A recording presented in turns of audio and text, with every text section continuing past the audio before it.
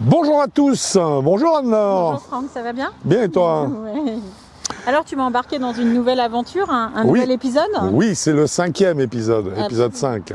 Qu'on avait annoncé un peu la dernière fois. Absolument, qu'on a carrément annoncé. On était parti sur la posture, ce qui était le thème du 4e épisode. Et donc aujourd'hui, on va aller sur un thème qui s'appelle...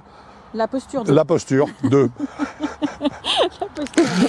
Alors si je me souviens bien, au dernier épisode, on avait vu le placement des mains avec l'importance de l'alignement des épaules. Oui, exact. Et on avait vu cette fameuse constante. Voilà, cette compensation donc par le placement du coude, concernant ce dont tu parles. Oui, et ensuite, et après, on a vu la fameuse constante. L'élément constant qui est la verticalité du bras gauche. Du bras gauche, exactement. Alors du coup maintenant, qu'est-ce qu'on voit? Alors aujourd'hui, on va déjà s'occuper un petit peu plus d'un élément dont on n'a pas parlé, parce qu'on a parlé pas mal des membres supérieurs en fait, dans ce 4e épisode.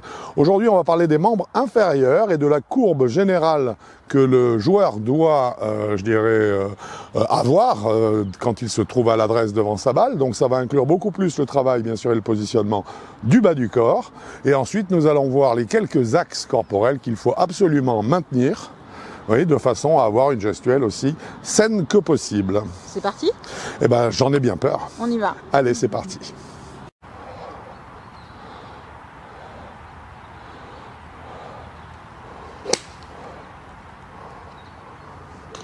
Super coup de golf.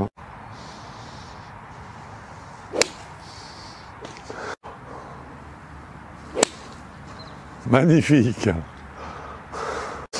Alors c'est là qu'il faut comprendre qu'il y a un lien direct qui existe entre la position statique que le joueur a devant la balle et le type de swing qu'il va réaliser, donc en fait ce qui va se passer dans la phase dynamique, parce que le rapport entre les deux, vous allez le voir, est fondamental et c'est ce qui explique qu'on passe autant de temps à peaufiner sa posture pour réellement avoir un placement qui nous donne des angles de corps parfaits devant la balle. Quel est le but du jeu? Ces angles de corps, à quoi doivent-ils correspondre? Ils doivent correspondre à votre capacité déjà à mettre le club en mouvement très librement autour de vous, en gardant, je dirais, une indépendance à chacun des éléments du corps. Mes bras doivent être libres par rapport à mes jambes doivent être libres par rapport à mon tronc. Je dois ressentir qu'en fait, chaque élément est hors contrainte.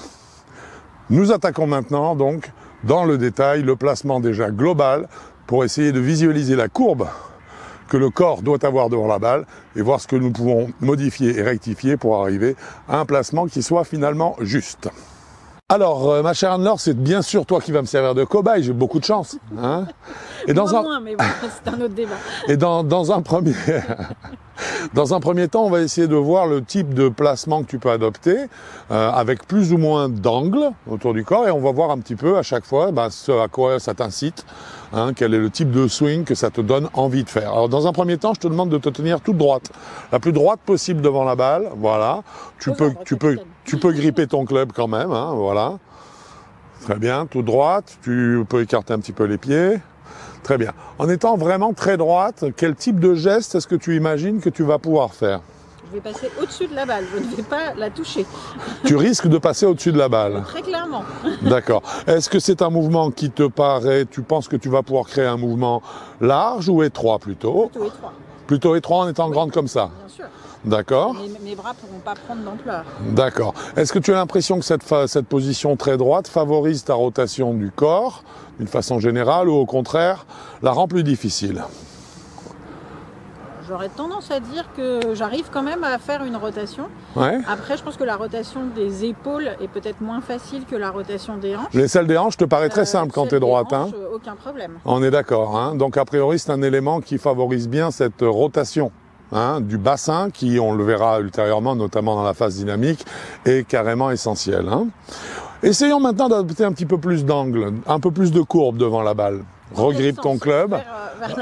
L'ensemble, c'est-à-dire qu'en fait, je vais te demander de commencer à adopter des placements qui soient un petit peu plus marqués.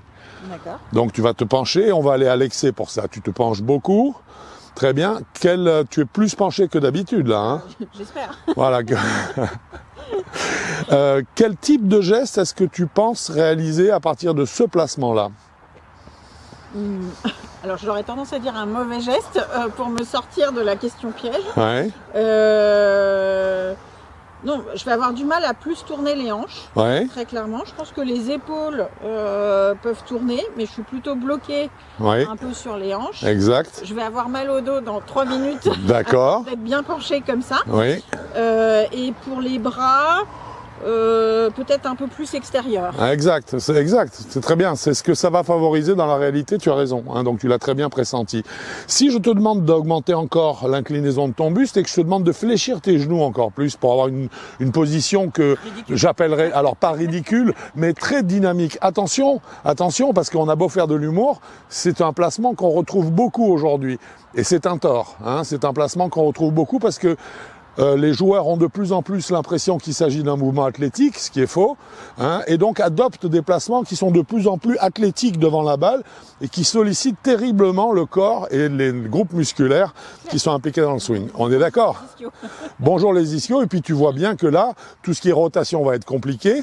Tu es d'accord? Déjà, le premier réflexe, c'est pour avoir cette position, j'ai dû clairement plus écarter mes jambes. Sinon, je suis trop fatiguée. Oui, mais là, maintenant, en écartant les jambes, qu'est-ce qui va se produire? Tu vas limiter ta capacité de rotation des hanches. Bien sûr. Et donc, on va se retrouver avec un déséquilibre entre le travail du bas du corps et le travail du haut du corps. Hein? Et aussi mettre le poids. Et là, tu vois qu'en fléchissant... Carrément sur l'arrière. Exact. Tu es obligé de compenser avec ton poids de corps. Bref, c'est pas la peine d'aller beaucoup plus. On est faux. C'est un placement qui est faux. Oui. Donc, ce qu'on va faire, c'est qu'on va essayer de voir ce qu'on peut adopter, en fait, qui va nous donner une sensation déjà beaucoup plus naturelle devant la balle, mais surtout qui va nous permettre de coordonner l'ensemble des éléments et de mettre en mouvement, simplement, dans un premier temps, l'ensemble des mouvements du corps. Des parties du corps, pardon. Et d'avoir une juste trajectoire. Exactement, dans laquelle, facilité, dans laquelle chaque élément du corps est en position dès le départ pour remplir la quantité ou le pourcentage d'effort ou de travail qu'il va devoir accomplir dans le swing. Ok? Bien, alors dans un premier temps, ce que je veux, c'est qu'on réadopte notre position première parce qu'elle m'intéressait, on était très droit. Donc, dans un premier temps, ce que je te demande, c'est de te tenir aussi naturelle et droite que dans ta vie de tous les jours, en fait, quand tu discutes avec quelqu'un qui a ta taille. C'est important parce que s'il a ta taille, tu gardes le menton haut et les yeux à niveau. Parfait. Maintenant, parce que tu me l'as dit tout à l'heure, quand tu étais dans cette position, tu m'as bien dit, mais comme ça, je vais passer au-dessus de la balle. Et tu as raison, donc il va falloir te pencher vers la balle. On le sait, donc c'est pas la peine, je dirais, de chercher midi à 14h. L'inclinaison du buste que je te demande doit se situer entre 20 et 25 degrés. D'accord? Donc voilà, c'est tout déjà dans un premier temps. En gardant tes jambes aussi droites, ce que tu dois faire simplement, c'est essayer de sentir que tout ton axe de dos, c'est-à-dire des vertèbres sacrées ici, donc qui sont les plus basses, jusqu'aux vertèbres cervicales qui sont les plus hautes, j'ai un tout, j'ai un axe, j'ai une droite. Je prends cet axe-là et je l'incline de 20 degrés. Donc, si je veux avoir un espèce de repère, parce que 20 degrés, moi j'ai pas mon rapporteur dans la tête. D'accord. 90, voilà. Je suis à plat complètement. Exact, le dos est comme ça. 45, tu as fait la moitié. Et bah tu fais la moitié de la moitié. Voilà. Je pense que c'est important. C'est un très bon point de repère, absolument. La moitié de la moitié pour arriver simplement à tes 20 degrés ou 22 degrés ou 25 degrés maximum d'inclinaison du buste. Tes jambes sont restées toujours aussi droites. Oui. Maintenant, tu viens placer les bras comme nous l'avons vu dans l'épisode précédent. Je place mon grip en premier, comme on se l'est dit, donc en faisant bien attention à ma position des mains. Et ensuite, je rentre mon coude droit vers l'intérieur pour Parfait. qu'on rappelle avoir la ligne. Exact, parallèle à ta ligne d'objectif. Parallèle. Et je mets mon bras gauche, évidemment pour les droitiers, je mets mon bras gauche bien droit et bien vertical. Voilà, là on est exactement... Là, je suis bien positionné. Exactement. Donc on est bien d'accord. Ce qu'on vient de rajouter, c'est un axe de dos qui va rester constant des cervicales jusqu'au sacré. D'accord? Donc le plus droit possible ici. Oui, tes jambes sont toujours en extension, on est d'accord. Et maintenant, juste, voilà, exactement. Parce que maintenant, on va placer la flexion des jambes et c'est elle qui est vraiment, je dirais, responsable d'énormément de fautes. Je vais te demander à partir de ton placement en pleine extension, de simplement débloquer l'articulation du genou. Alors c'est vrai que des genoux, pardon. C'est vrai que chez moi, en plus, je suis souvent avec les genoux bloqués, par exemple dans une file d'attente. Oui. et c'est vrai qu'en plus, ça fait du bien au dos, je crois, Oui, de les débloquer. mais absolument, on est bien d'accord. Donc là, je les ai juste débloqués, mais ils sont pas Surtout pas. Alors, on a un moyen très simple, en fait, de savoir si on est juste ou pas. C'est le point de tension qui, au niveau musculaire, va se positionner sur vos cuisses. Je m'explique. Regarde, vas-y, t'es en position là? Oui. Où est-ce que tu sens, il y a quelque part au niveau des muscles, ça tire un peu. Il y a un endroit où tu dois sentir qu'il y a un peu plus. Je dirais sur le haut des genoux, Ici, là, au-dessus des rotules, hein? Exactement. Au-dessus des rotules. Maintenant, fléchi, on va faire du contre-exemple, on va aller vers la faute. Là, tu l'as senti, cette flexion? Oui. Elle remonte. Elle remonte le long de la cuisse. cuisse. Moi, je veux qu'elle redescende, que tu sois juste au-dessus de la rotule. Ici. Ok. Là, tu te sens plus droite que d'habitude. Tu vois ce que je veux dire? Parfait. Car la plupart des joueurs sont trop fléchis au niveau des jambes, ce qui fait remonter ce point de flexion, ce qui en fait va paralyser la cuisse lorsqu'on va la solliciter pour créer la rotation des hanches. Et donc c'est un placement, en fait, qui est faux. Plus je mets d'angle, plus je suis faux. Plus je suis droit devant la balle, plus je suis juste. Alors, j'ai une petite question. Je Tu t'en me connais, prie. j'aime bien mes petites questions. Hein. Mais moi aussi, je les aime bien tes petites Est-ce que questions. cette flexion est toujours la même, quels que soient les clubs? Alors, il y a un endroit où je sais que tu vas me répondre, enfin, j'espère que tu vas me répondre non, c'est le bunker. Ouais. Parce bien que, sûr. en tout cas, moi, je suis beaucoup plus fléchie. Ouais. Mais sur les autres clubs, donc, si on va du driver au limite pitch sand, Oui, absolument. sur les petits clubs, est-ce que tu as toujours cette même flexion? Alors, cette même sensation? Alors, tu as toujours cette même recherche. D'accord. Tu recherches toujours un point de tension qui se retrouve relativement près des rotules, de façon à ne jamais venir faire basculer le poids du corps sur les talons. C'est ce qui se produit quand on fléchit trop. Parce qu'à ce moment-là, on se retrouve paralysé. Ce que tu veux en venir, c'est que finalement, cette flexion des genoux va être différente du fait de la longueur des clubs. Des clubs, exactement. Exactement. Hein. Donc, comme les clubs vont être plus courts, plus ils vont être grands, plus ils vont être plus courts. Oui. Enfin, cette phrase n'a pas de sens. Non, mais on comprend. plus le club va avoir un chiffre grand, une ouverture de club ouvert, plus le club sera court, et donc finalement, plus je serai fléchi obligatoirement pour aller chercher ce point. Voilà, exactement. Mais tu vas essayer de garder, quel que soit le club, le même rapport entre le placement de ton buste et la flexion de tes jambes. Tu comprends? Et donc, par exemple, quand on voit, moi, j'ai le sentiment d'avoir déjà vu sur les parcours des personnes, alors, je voudrais pas dénoncer, mais c'est plutôt des hommes quand même, qui sont un peu plus fléchis pour avoir une sensation de distance sur les drivers. De puissance, voilà, c'est une aberration. C'est une aberration. Aberration parce que de toute façon, je dirais que trop fléchir en pensant que c'est avec la puissance des cuisses qu'on va imprimer de la puissance dans le cou, c'est totalement faux. Hein, il n'y a pas de rapport, je dirais, entre le travail musculaire de tes cuisses et la notion de vitesse de passage qui définit davantage la distance totale que tu parcourras en fait. Hein. D'accord. Donc au contraire, je dirais que le placement que je propose est un placement que l'on voit généralement chez les seniors. Les seniors le font intuitivement. Ils ont moins de, ils ont moins de possibilités. Exact. Mais du coup, ça leur permet de stabiliser énormément leur jeu. Hein, et on le retrouve maintenant, c'est la grande mode depuis 3 ans à peu près, depuis 2-3 ans, c'est chez les professionnels. Hein, sur le circuit, les joueurs sont de plus en plus droits devant la balle.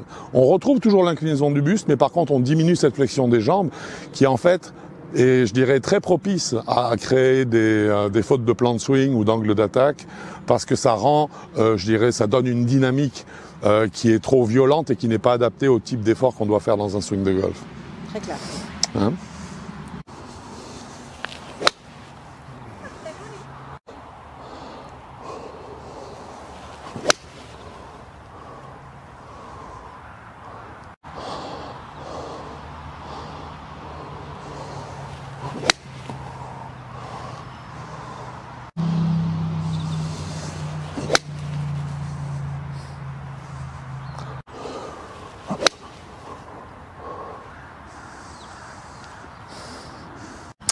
Bien, alors Anne-Laure, on a vu dans l'épisode précédent le placement des bras. Là, on est en train de parler du placement des jambes, hein, de façon à ne surtout pas aller vers trop de flexion, ce qui est la faute la plus évidente dans laquelle tout le monde tombe malheureusement. Et on a aussi vu les 20 degrés, 20-25 degrés sur le... D'inclinaison de buste. Mais alors justement, tout ça c'est bien, puisqu'en fait on a donc des éléments supérieurs du corps, des membres supérieurs. On voit comment ils doivent se placer et on comprend qu'il y a une intelligence dans leur placement. Les jambes, donc les membres inférieurs, identiques, on comprend. Oui.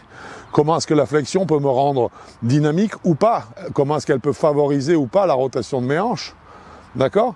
Maintenant, il faut être sûr que ces membres inférieurs et ces membres supérieurs travaillent autour d'un axe, oui, de corps, cette fois-ci de buste, qui reste, je dirais, le plus intègre possible. D'accord.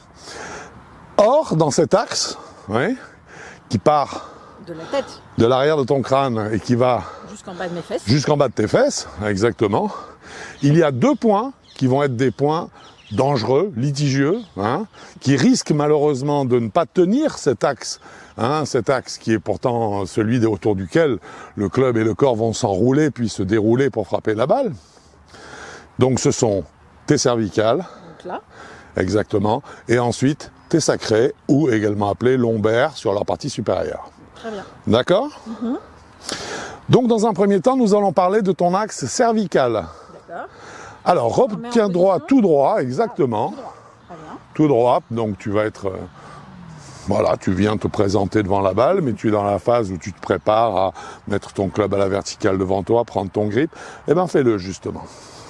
Tu montes le club à la verticale, à l'horizontale, pardon, pour mettre son tranchant vertical. Garde-le en l'air, garde-le en l'air. Voilà, très bien. Voilà. Tu sens cet axe d'ici, hein? Oui. Ah là? Là, voilà. Ici, ça, tu imagines une droite, une baramine qui rentre dans le sommet de ton crâne. Donc, c'est une baramine, c'est une barre en acier très très résistante. Hein. Elle rentre ici dans le sommet du crâne et elle va jusqu'à ton bassin. D'accord? Ici. D'accord? Cette droite-là est indéformable. Ok. Donc déjà, pencher, il va falloir... tu ne peux pas la déformer. D'accord. Mais il ne faut pas la déformer d'1 millimètre. Hein. Et j'attends, une fois que tu l'auras acquise, une fois que tu auras acquis ce placement, voilà, j'attends des remarques. C'est pas si facile? Non, c'est exact, parce qu'il faut vrai. Enfin, moi, en tout cas, je me ressens en lutte pour ne pas baisser. Voilà, donc ça implique quelque chose au niveau du regard. Recommence. Je suis un peu au-dessus de ma balle. Garde l'axe, hein. Il faut que tu aies l'impression que l'axe est bien respecté. Tu ne peux pas regarder du coup la balle de face. Tu es obligé de la regarder en passant par tes paupières. Ton regard vers la balle est descendant. Ouais, je suis d'accord. Tu es d'accord? Vas-y, remets-toi en position. Parce que si je casse cet axe cervical, le menton ne bouge pas, le menton plonge, je suis désolé, je sais que c'est désagréable, le menton plonge, cette fois-ci c'est la faute la plus courante qu'on retrouve chez les joueurs, le menton est plus bas que le niveau de l'épaule, lorsque le joueur va vouloir pivoter, en pivotant, il va chasser la tête, ce qui va créer un déplacement de la tête pendant la totalité du swing. Très clair. Donc au contraire, ce que je veux, voilà, c'est maintenir cet axe, le menton reste haut, pour que je sente qu'il est au-dessus du niveau de l'épaule, pour que plus tard, dans la phase dynamique, l'épaule puisse venir passer sous le menton dans sa rotation. Soyons bien clairs, contrairement à ce qu'on imagine, 80% des défauts des slicers sont liés à cette position de tête. Je fais plutôt du draw, moi. Parce qu'en fait, tu ne te sens pas concerné. Pourquoi? Hein, parce que ici, le menton est bas, l'épaule ne tourne pas. À partir du moment où l'épaule ne tourne pas, il faut que je trouve un élément du corps qui se charge de la mise en mouvement du club. Ça va être mes bras, mais comme l'épaule n'a pas tourné, les bras vont les se positionner vers l'extérieur de la ligne de vol. S'ils sont à l'extérieur en haut, ils seront à l'intérieur après l'impact. Ce qui obligatoirement fera partir ma balle à gauche de la cible. Et dans 3/4 des cas, le joueur compense par une phase de club ouverte qui donne un slice. Donc tête haute, menton haut, pour que le pivot devienne simple. Attention, on est que sur le premier élément. Deuxième élément. Allons-y. Deuxième élément. Lorsque tu te tiens droite comme tu es, je préfère nettement ton placement devant la balle. Ton bassin, pardon, a 2 positions. On s'attaque donc à la seconde, hein, au second point qui peut être difficile, qui peut poser problème. Ici maintenant, en te tenant toute droite, ton bassin a 2 placements possibles. 2. C'est-à-dire que soit tu prends ton bassin, ce qu'on appelle ton os iliaque qui est ici, la fosse iliaque, soit tu la renvoies vers l'arrière quand tu te positionnes. Alors, je sais pas, toi tu Ah bah. dis comme ça, moi je dis plutôt rétroversé. Alors c'est de la rétroversion, c'est exactement ça, c'est une rétroversion du bassin. Donc soit tu es en rétroversion, si tu es en rétroversion, la rotation du bassin n'est plus possible. Et puis alors je vais te dire, si je suis en rétroversion, en respectant la ligne sur les cervicales, On est d'accord. j'ai un point de tension dans l'omoplate de malade. Obligatoire, obligatoire, exact. Et tu as une deuxième possibilité qui est de prendre ton bassin et de l'ouvrir vers l'avant, c'est ce qu'on appelle une antéversion. Voilà, c'est cette antéversion qui nous intéresse au golf. Ça te va là? Vas-y, montre-moi la rétroversion. Parfait. Là, on est totalement faux. Voilà le placement arrondi ici, arrondi là, qui est fatal pour la plupart des joueurs. Revient antéversion. Voilà, ça y est. Le bassin s'est ouvert. Cette fois-ci, on va avoir une faculté de rotation à la montée qui va être parfaite. D'accord? Très clair. Très clair? Très clair. Ces 2 éléments. Je crois que le truc le plus compliqué, c'est peut-être la position des yeux, enfin avoir cette sensation sur la position des yeux. En tout cas, pour Absolument, moi, absolument. Elle n'était pas évidente. Mais absolument. Comme ça. Tu as tout à fait raison. Hein, et vraiment, c'est l'image qu'il faut avoir. C'est l'idée ou l'image que vraiment, on snob un peu la balle, quoi. Je veux dire, hein. On la regarde de haut parce qu'on garde le menton haut, la tête haute. C'est fondamental si on veut avoir une liberté ici, notamment au niveau des scapulaires, de la scapulo-humérale, si on veut lui donner son nom, hein, et de retrouver une bonne liberté de bras autour du corps. Ouais.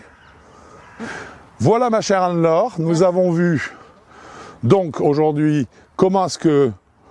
Je me positionne par rapport à la balle en commençant par un positionnement, un angle de dos. Très bien. Donc on Très est bien. à 25 degrés. Exactement. À peu près à la moitié. Exactement. De 45 degrés si on essaye d'être. Ouais, absolument. Voilà. Ouais. Et ensuite on a vu le positionnement des cervicales et du bas du dos. Voilà, l'antéversion du bassin, Voilà, exactement. pour avoir une ligne droite. Exactement. Et qui donc, parce que je vais avoir une droite entre mes cervicales, hein, et mes sacrés ou mes lombaires, eh bien je vais en avoir un axe qui va être parfaitement tracé pour simplement tourner autour de cet axe. Parce que c'est tout ce qu'on va nous demander ensuite dans la réalisation du geste. Du coup, on tape quelques balles? Ben, moi, je suis assez pour. Je suis toujours pour taper quelques balles. Et puis après, on attaquera un dernier point qui sera une très bonne conclusion pour cet épisode. Allez, quelques balles.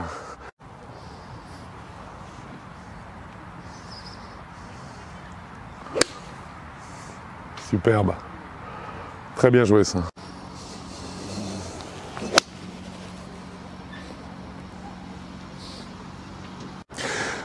Bon, mais tu croyais peut-être qu'on allait s'arrêter là?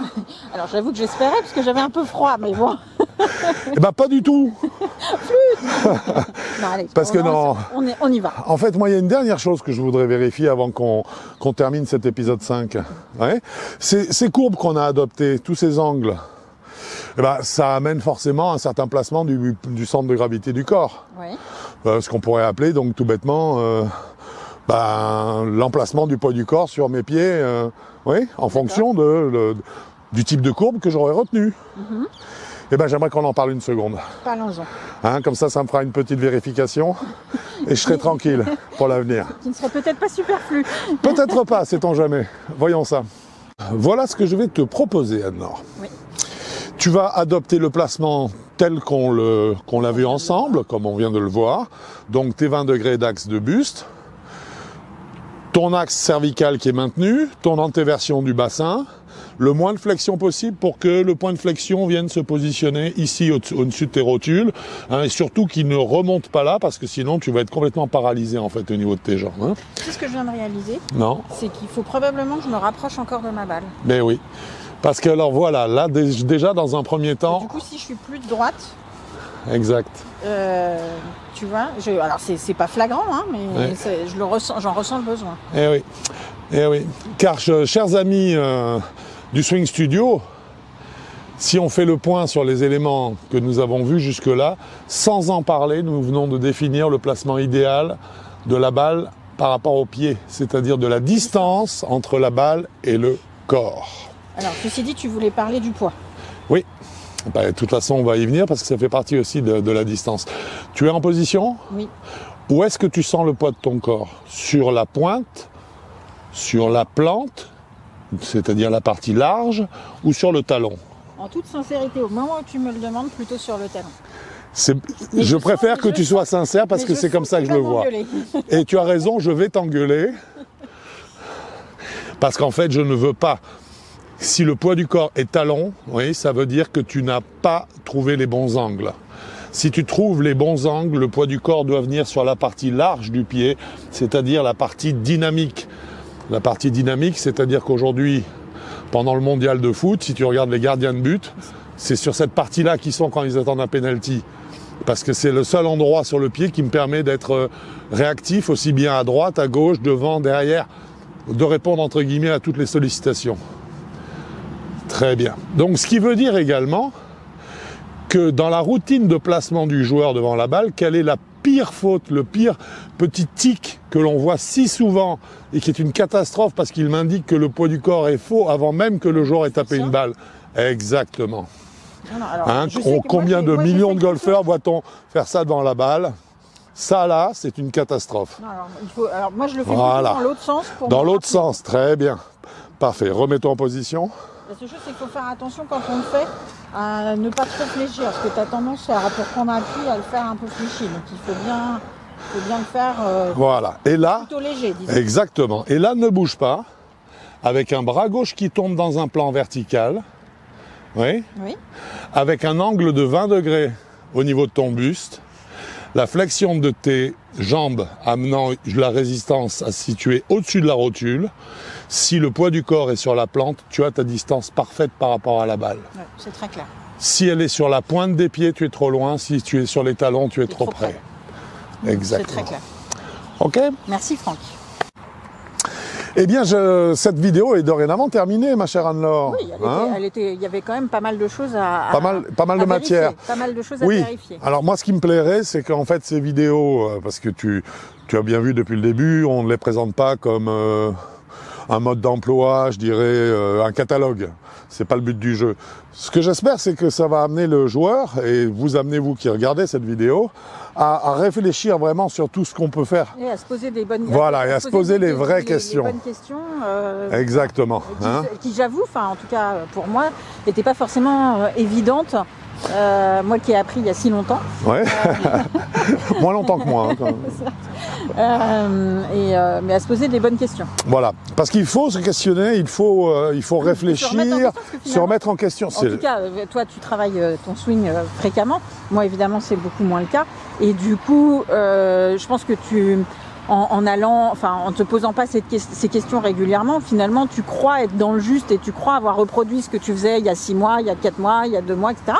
Mais finalement tu t'es auto-complet finalement dans une position qui se dégrade en fait. Absolument, absolument. Moi je le vois par exemple sur mon grip, on en a souvent parlé. Oui, absolument. Et donc il faut une attention permanente, il faut se questionner et vérifier, revenir. C'est vraiment 100 fois sur le métier, remettre son ouvrage. Tu as donné des repères, des boîtes à outils qui sont facile à vérifier finalement. Voilà. Alors puisque tu parles de boîte à outils, le 3e épisode qui sera consacré à la posture sera un épisode beaucoup plus boîte à outils justement. Ah bah parfait. Dans le sens où cette fois-ci nous allons, dans l'épisode à venir, nous allons en fait nous attaquer à tous les détails de posture.